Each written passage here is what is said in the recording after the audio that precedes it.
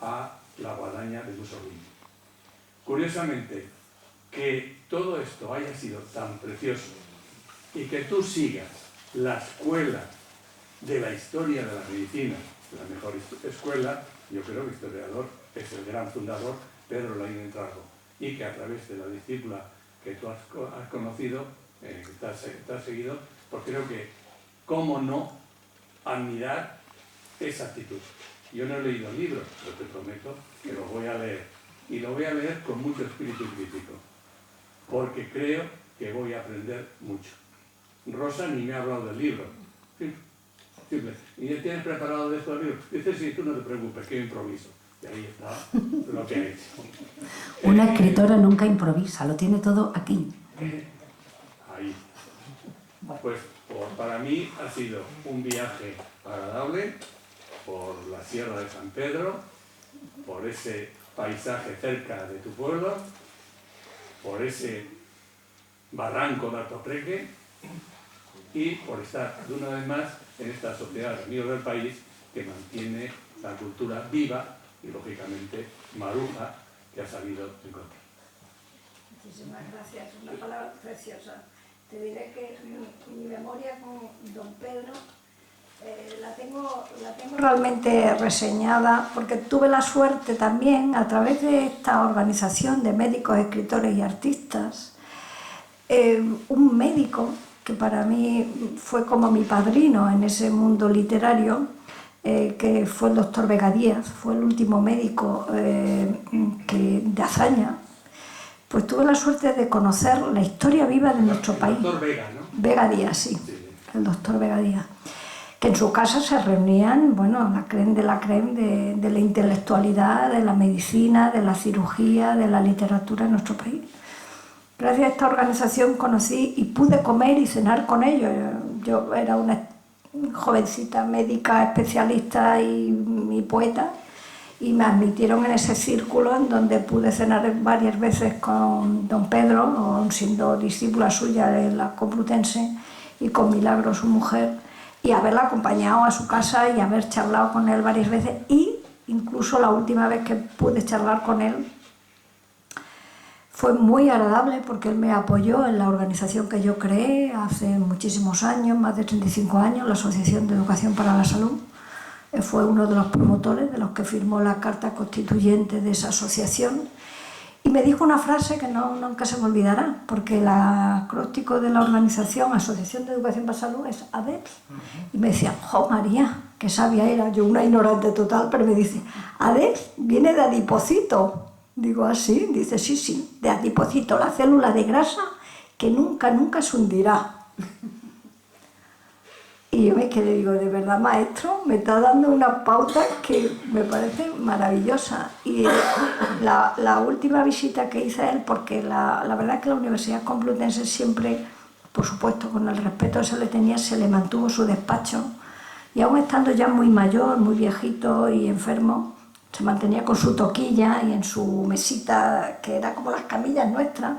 Cuando yo iba a llamarle, a buscarle, y me decía, perdone doctora Sainz que no me levante, por Dios. Y era yo la que tenía que estar haciéndole el rendezvous continuamente, porque nada más las charlas con las cuales yo pude disfrutar antes de su muerte se quedan en mi memoria.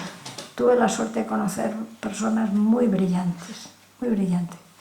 Quizá porque sufrieron mucho, fueron también muy brillantes, pues supieron superar todo ese sufrimiento, y también porque lo pudieron extraer a través de sus escritos y de sus discípulos.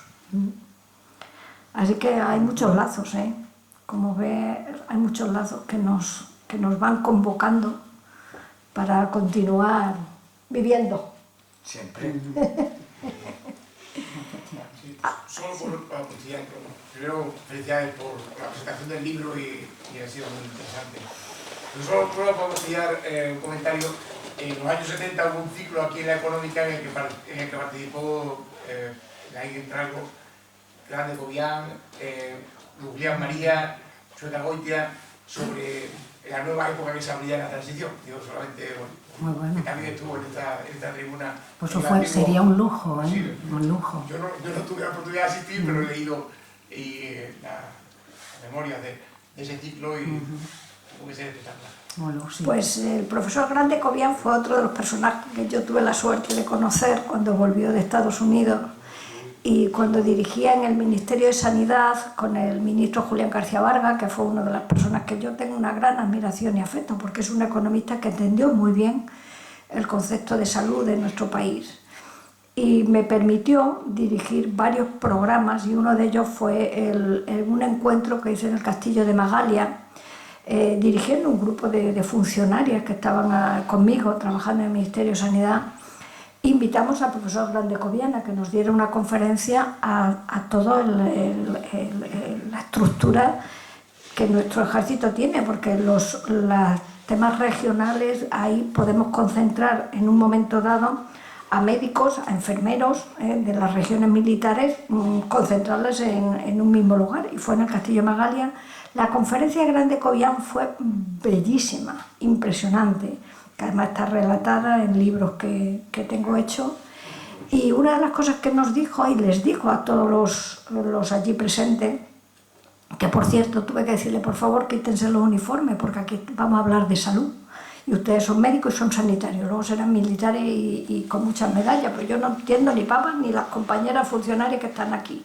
Y nos hicieron, vamos, a sus órdenes, y se quitaron rápidamente los uniformes, se pusieron de paisanos y ya nos sentimos más relajados y pudimos hacer el curso que nos habíamos convocado. Pues el profesor Grande Cobian dijo una cosa que a mí me impactó. Dijo, el soldado español está sobrealimentado. Y claro, nos quedamos así como, ¿qué nos está diciendo? Sí, sí. Dice sobrealimentado y sobreprotegido. Y cuando yo no lo razonó, primero es verdad que según su conocimiento teórico en relación con la alimentación de los soldados americanos, nuestra comida era en exceso en cantidad, y luego es verdad que la protección de las madres españolas pasa fronteras, pasa cuarteles y pasa todo. Dice, basta que el niño llame diciendo mamá, como más, ya está la mamá con el bocadillo, los jamones y los paquetes. Y nos hizo mucha gracia aquella anécdota del profesor Grande Cobian, que ya podéis imaginar que una persona, una eminencia, pero una persona tan sencilla, y que volvió a España, porque como todos los grandes hombres y mujeres que salen del país, vuelven a las raíces, o sea, es que se lo llevan a todos lados, y si pueden, cuando pueden, vuelven porque quieren morir donde han nacido, así de claro es. Pues sí, muchísimas gracias de verdad por haber estado este ratito juntos de nuevo entre paisanos y paisanas. Para mí ha sido un placer, un honor. ¿Sí? Yo quería agradecerte como representante más del mundo de la docencia, de la educación, que hayas hecho esos comentarios sobre lo importante y la asignatura pendiente que tenemos en ese sistema. Para nosotros, el hecho de vosotros, y pido disculpas por la expresión, vuestro gremio de bata blanca, que nosotros llamamos, es un gremio muy importante para nosotros. Y entonces escucharte a ti hablar de emociones, hablar de duelo, hablar de hacer la despedida, ha sido para mí espectacular y muy agradable. Entonces, en ese sentido, es simplemente un agradecimiento y sobre todo una reflexión, que es la necesidad que tenemos de sacar esto. Cuando has hablado de la literatura terapéutica, sin duda alguna lo es, en cuanto a que la literatura es una manera de organizar tus ideas, de organizar tus pensamientos y de llevar a cabo ese proceso. Entonces, cuando has hablado al principio de esa inclusión que habías hecho con tu libro en el mundo de la educación, pues yo te animo a que no hagas inclusión, que hagas inclusión y seguir con eso, porque para nosotros en los centros educativos es muy importante. Pues muchísimas gracias, es un aval. Gracias. Yo quiero hacer una pregunta, porque sé que su sentimiento y su pensamiento. Hoy he leído que Canadá se ha aprobado, al igual que Holanda y Bélgica, la eutanasia infantil. ¿Qué puede decir de eso? Andrés, echa una mano. Al cuello. No, si no quiero, no quería, lo que quería es que una persona con su formación me podría enriquecer a mí sobre eso que está ahí y que a mí me aterroriza. Yo soy abuelo y a mí me aterroriza, y digo, y al decir lo del duelo anticipado, yo ante una enfermedad de un nieto mío, una nieta mía, yo no sé quién me va a ayudar a mí en ese duelo anticipado. Ha mencionado que en Holanda hay gente que se dedica ya, que trabaja sobre el duelo anticipado. Y yo pregunto, ¿y el duelo anticipado y la eutanasia de un niño, y eso cómo se come? Es que no acabo yo de asimilar esa tristeza tan enorme y ese duelo tan potente que debe ser. No sé qué pensamiento tiene al respecto. Bueno, en primer lugar, mi pensamiento sobre todo es de respeto, porque llevo muchísimos años trabajando en los comités de ética y además en Madrid hemos creado el Hospital Clínico San Carlos. El Comité de Ética del Hospital Clínico San Carlos es un hospital que llevamos muchísimos años, así como la Friolera de 20 años trabajando muchos aspectos relacionados con temas que no tocan solamente, porque es una cuestión que está de lado, la parte jurídica o legal, sino esa parte en donde cuando un médico tiene un interrogante o una familia tiene un interrogante en relación con el tratamiento o nos viene por alguna otra circunstancia esa tierra que es movediza y nos consulta, solamente puedo decir que normalmente en todos los hospitales o en todas las zonas sanitarias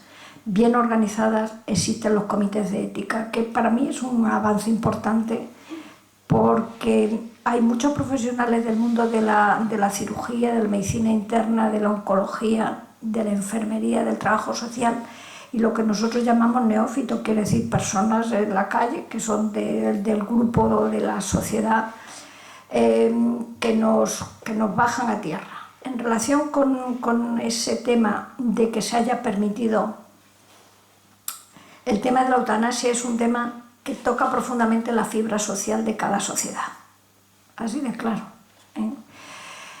La parte de la palabra, todas las palabras tienen sentido, tienen un significado.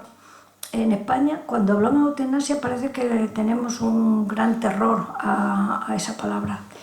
Y yo creo que no se puede tener terror en una palabra cuando el ser humano puede hacer, y legalmente ya está admitido, que es su deseo anticipado de lo que quiere. O sea, podemos entender muy bien que todos hagamos un testamento, que se llama el testamento vital, según comunidades autónomas llaman de una manera o llaman de otra.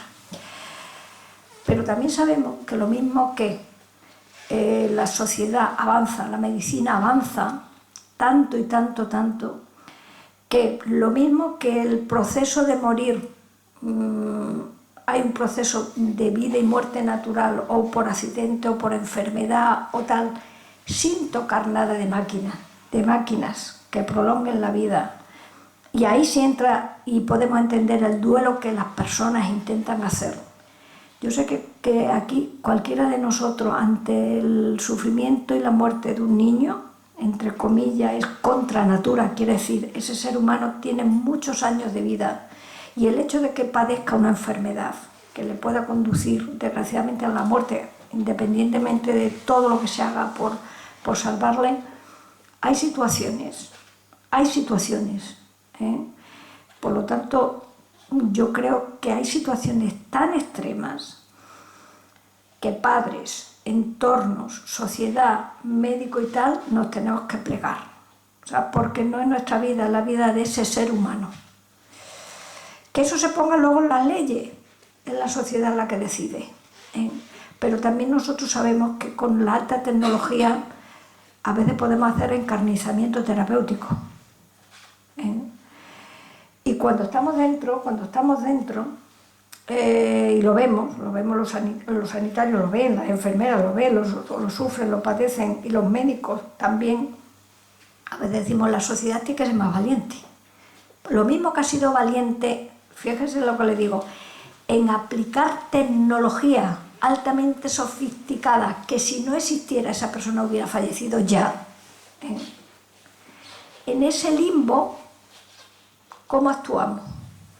Y ese limbo, la palabra no la tenemos los médicos, ni lo tienen los jueces, lo tiene la sociedad. La sociedad somos todos, todas y todos. Y es verdad que no le he contestado claramente porque no le puedo contestar, aunque yo quisiera. He tenido vivencias como comité de ética, le puedo dar ejemplos que yo he vivido, pero no le puedo dar una respuesta clara de si la sociedad nuestra española no se adelanta en ese sentido de decir una cosa u otra, los médicos ahí nos tenemos que plegar, porque estamos bordeando a veces aspectos jurídicos. Lo que sí le puedo decir que una sociedad que es muy avanzada como la que tenemos y cada vez más, utilizamos tecnologías tan sofisticadas que si no la aplicáramos, ese ser humano ya dejaría de vivir. Y entonces sí que tenemos que pensar y tenemos que ver muchas cosas antes de balancear. Tenemos que ver el sufrimiento de la familia, de esa madre, ese padre, que sobre eso los médicos decimos amén Jesús, O sea, no podemos jamás pensar el sufrimiento de un padre o una madre, ponernos en su lugar por mucho que queramos. Y de hecho los médicos lo sabemos. Cuando viene alguien y dice, haga usted todo, absolutamente todo, es que lo hacemos. A no ser que llegue un momento en que estamos realmente reviviendo un muerto. Y es cuando a veces alguien de la familia dice, por favor, no, ya. Y ya. Nos ayuda ese ya.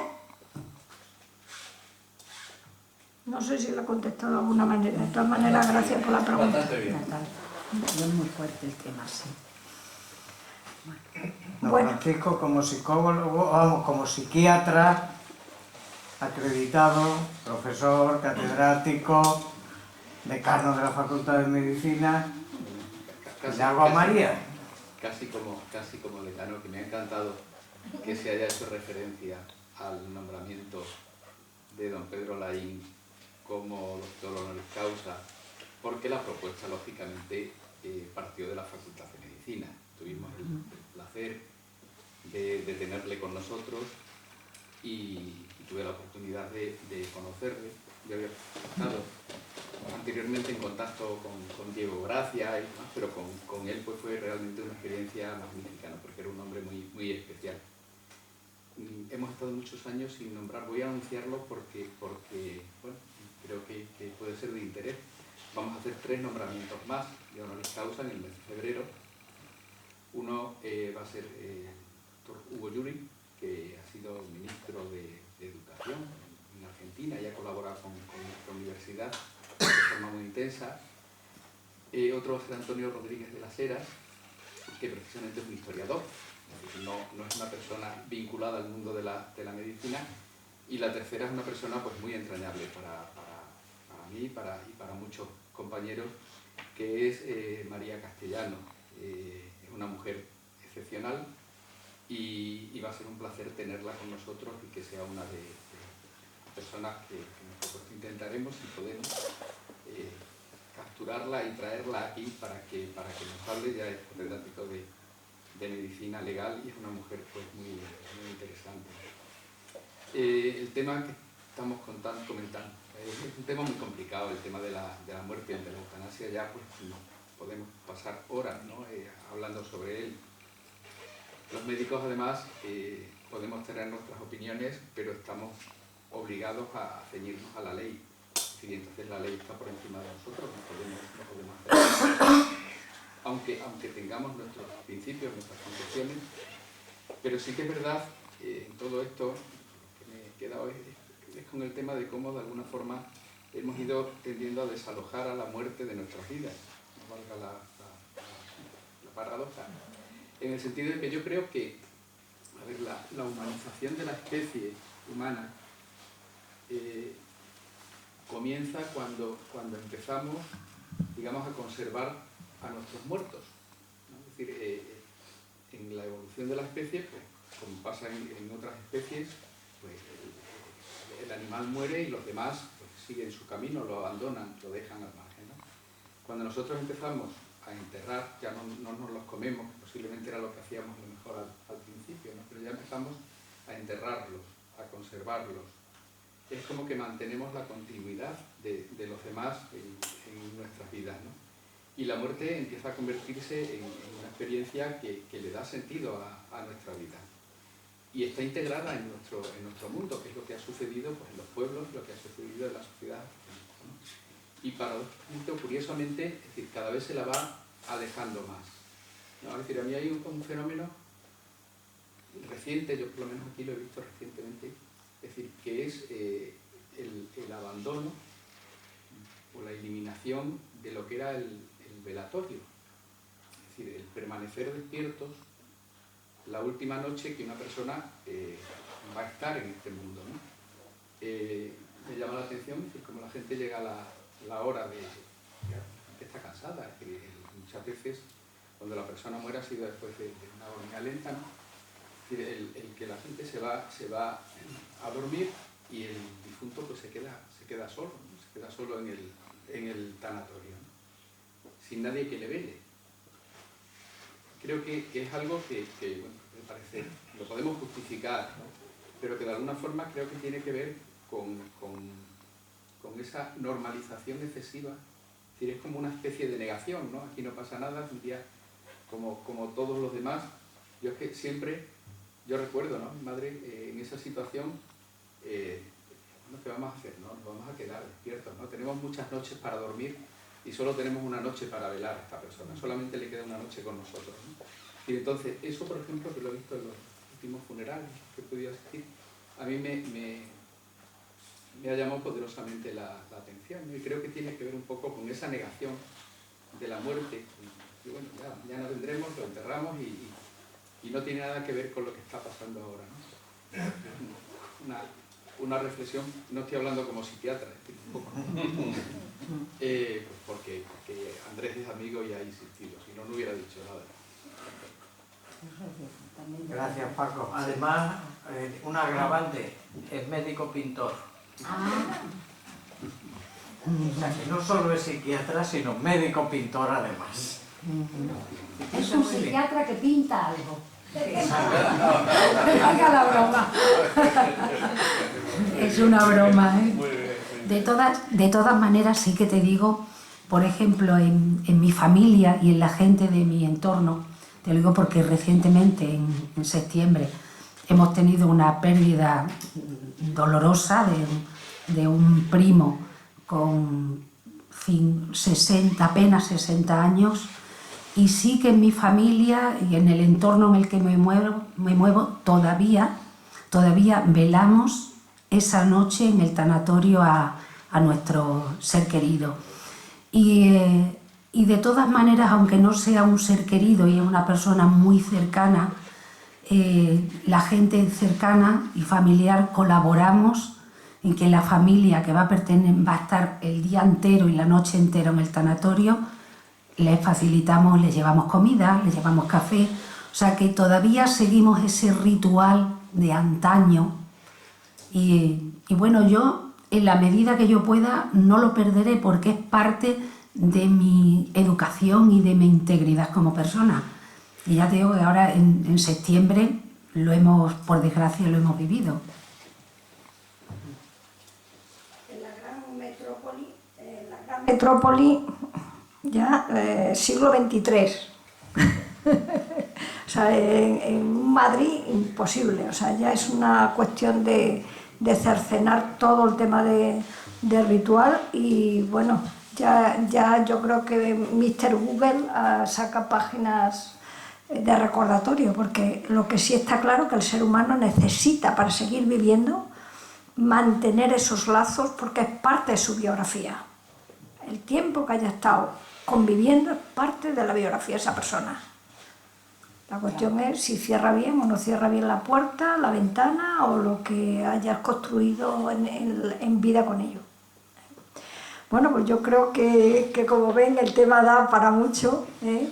Espero que haya servido de recuerdo y de reflexión y de estar, que yo creo que es una parte muy, muy interesante de los seres humanos, de estar, de celebrar la vida, precisamente porque somos conscientes de nuestra finitud. Así que muchísimas gracias, paisanos, amigos, amigas, de que hayan podido estar esta tarde aquí, este ratito con nosotros y y demostrando que, en fin, que hay que seguir y hay que continuar enseñando que hay que hacer duelos, pero duelos sanos para seguir viviendo.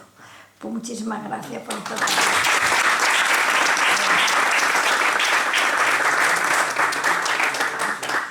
Bueno, y como sé que algunos lo han comprado para que yo luego se lo entregue a mi amiga, ahora firmaré los libritos. Es lo suyo, firmar.